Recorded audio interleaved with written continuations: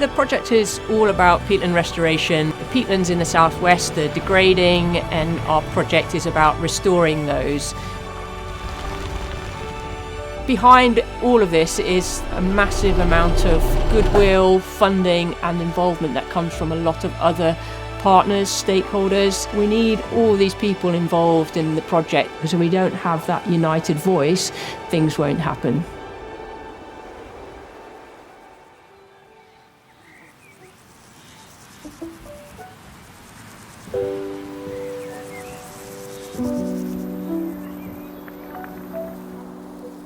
The thing about peatlands is they only really work at scale from the top of the hill to the bottom of the hill and everything in between. So little emerging flowers curling up. So peat it's not soil.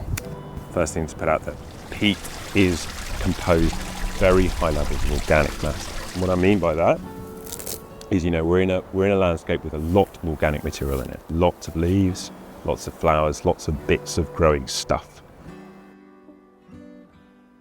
But what's unusual with peatlands is, these plants are all taking up CO2 in their lifetime.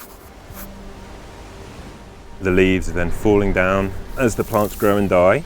In a good system, in an intact bog, all this dead matter will fall down to a waterlogged surface, which have very low oxygen content, and the water's very acidic. When you have this organic matter accumulating in these shallow pools, if the water table remains high, it won't rot. And because of that, you get this accumulation of tiny, tiny amounts, like incremental, a millimetre per year, maybe a little more, of organic matter each year. Over a very long time, that unrotted organic material forms peat. And all the carbon that came into those plant materials in their lifetime is stuck in there, as long as it remains wet.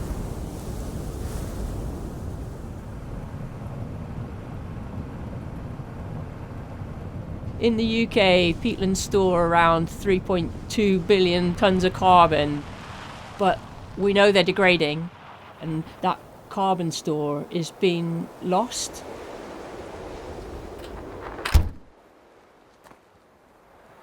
That's really detrimental for us. We have to do something about this.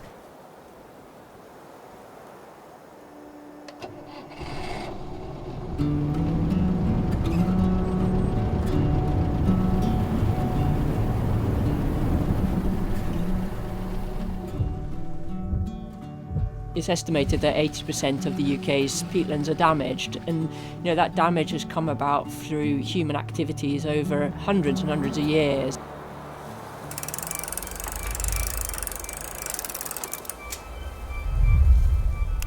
Whether that's originally from deforestation to then agricultural improvements, so digging in drainage ditches to try and drain the land so that we could theoretically have this amazing grassland where we could graze all our stock on. We've had military activity on Dartmoor, which has had an impact on the peatlands, and it's just continued. These peatlands are really, really in a sorry state that we need to do something about. Depending on the erosion that's happening, so whether it's a peat cutting or a drainage ditch, that impacts on what method we'll use. We have to use machinery to do the work because we're working across such a large landscape. And we have specialised machinery, so we have diggers that are around 6 tonnes, but they're on plastic wide tracks, and they have to be on those wide tracks so they don't sink. They have less of an impact on the ground than you and I do walking across.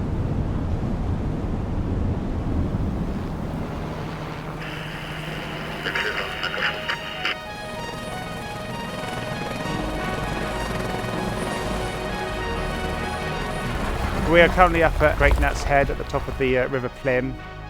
We're doing 33 hectares of peatland restoration here.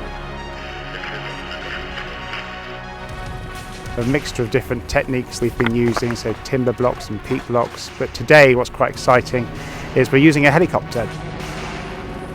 And these guys are basically looking to block erosion features in the landscape, so features that have been caused by extracting peat. They're helping to raise the water table within the peat, helping to re-wet it. And when we do that, we're able to lock in the carbon that sits within that peat. So at the moment, these peatlands are emitting quite a lot of carbon to the atmosphere. At the same time, we're stopping carbon leaching out into the water and entering into our rivers and streams. We're also trying to slow the flow as well, so actually try and hold as much water as possible up here on the high moor, helping to mitigate against flooding. The peat bog in good condition holds a heck of a lot of water. From a water supply point of view, that's really, really important. Doing everything we can do to help this system hold on to the water that is coming is crucial. If we can restore them, hopefully we can get them to a point where over a long, long period of time they can start storing that carbon again. And vegetation will come back into those areas and pool up nicely with sphagnum mosses and kickstart the peat building process again.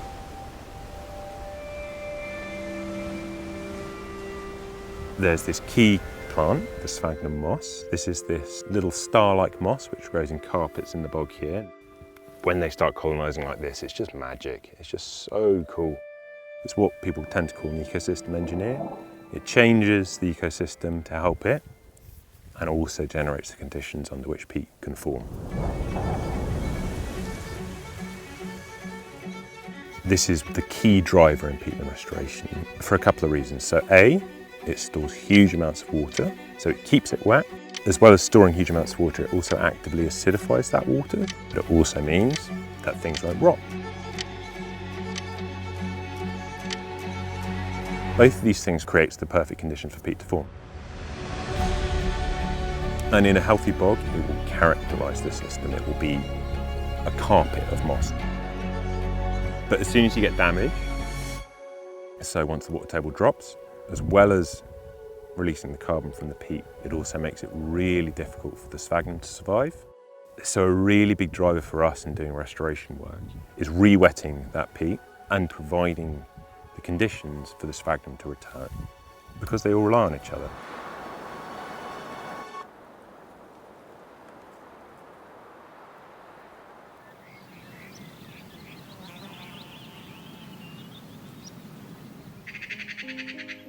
We are here on Bodmin Moor and we're on a site that is historically a bog.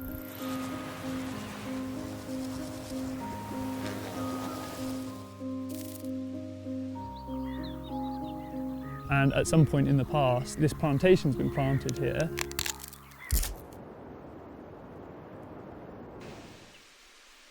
The trees are really struggling in some places. They're actually thinning out into the middle of the bog.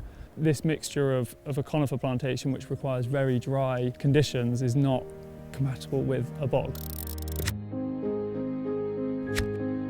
The landowner at some point will be removing these trees, and then we will work with him to help restore it to a really nice functioning bog. A very fine looking moss is this one here. You might find it's probably only going to be tiny little bits. Today we're here doing a baseline survey where we set up a 30-metre transect and survey 1 metre squares all the way along the transect. We're looking at what plants are here already so that we can see how they change after the work's done.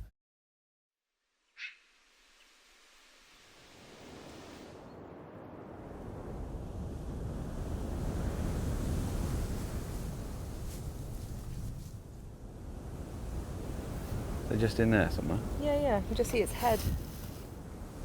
Oh no, that's a black darter. Yes. Beauty. Yeah, good spot. Because they are a specialist species for this habitat and they're quite rare. And there is the UK's smallest species of dragonfly, a female black darter. And it's one of a number of species which are associated with moorland pools and moorland bog systems. So it's one of the species that really benefits from the peatland restoration work that's going on up here. And it's fantastic to see these up here on a site that has only been restored over the last 2 winters.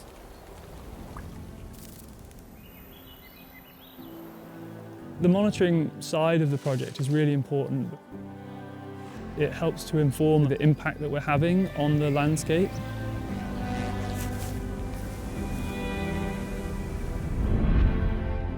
Things like collecting data on the plants or the hydrology. This is a little device which is measuring the water table depth every 15 minutes. It's a really great way to support the argument for restoring these landscapes and saying we've got these methods and we can prove that they work. Everyone has this amazing sort of dedication and love of what they're doing, and they want to see those changes, you know, for climate change and for the biodiversity crisis as well. You know, on a day like this, coming up here, you know, it renews the spirit. They're amazing places to come to.